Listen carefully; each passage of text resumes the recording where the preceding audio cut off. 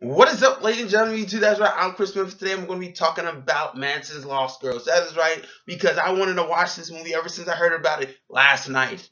So pretty much the big plot of Manson's Lost Girls is about Linda Kasabian, if you heard about her in the Charlie Manson thing and whatnot. And how she kind of fell underneath Charlie Manson's spell. Now, for me personally, I wasn't really looking forward to this. As I said, I just heard about it last night and I decided, hey, why not? Let's see something here. And while watching this, the main thing about this movie is that it just feels unnecessary. Why? Because why do we really need this subject matter to really be talked about again? There's a lot of people who are victims, and obviously this was a rough time in Los Angeles, and Charlie Manson single-handedly pretty much killed the hippie thing. Nobody wanted to be a hippie after this situation. The thing, as I said, is that it's unnecessary. There's no real point in this thing. But I will say this: you get to learn that Charlie Manson kind of, manipulated some of these women, or girls really, because they were lost in the world. But the problem with that information is, the shit already. You know everything pretty much in here. There's so many tapes and all this whatnot going into this, film.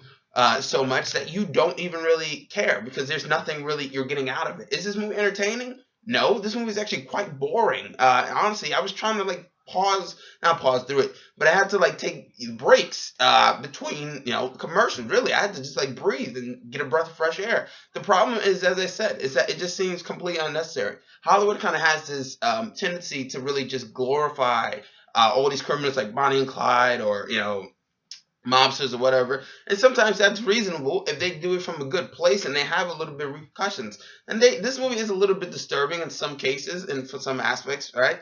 Now, the cast itself, it's pretty obvious Lifetime really only depended on the last names of some of the cast members. I would say maybe, because that's what the big advertisement everybody was talking about. Like, hey, you got Christian Madsen, does nothing. You got Kelsey Grammer's daughter, does nothing. I thought Josh Brolin's daughter actually did decently. Or maybe she was just attractive to me. But that's pretty much it. The cast really doesn't stand out. They don't really do anything necessary. And not only that, but this movie just isn't entertaining. Like, I don't know if anybody's seen the show Aquarius, which is kind of touches upon the exact same thing. I don't know what's the big fascination with Charlie Manson is.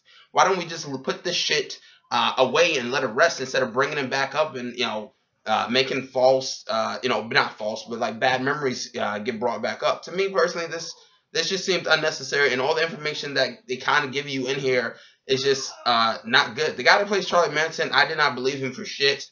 The cast, as I said, is fairly bland, and nobody does really anything. Just because you said "I decide" and other 60s/70 words, that doesn't mean it's the 70s. These women look so clean. You seen how the actual Lost Girls looked for Manson, or Manson's girls looked? You kind of realize that they just kind of made them pretty, or pretty enough. Also, for me personally, this thing is just kind of dry. There's nothing here. There's no new information you're getting. There's nothing new you can possibly get from this movie. Or glorifying it just does nothing. I don't know what's the obsession with psychopaths recently for making a murder or this, but for some reason they just love to make these things. At the end of the day, this movie was kind of boring and just unnecessary, and it did really nothing to further shit. The cast is bland, and that's it.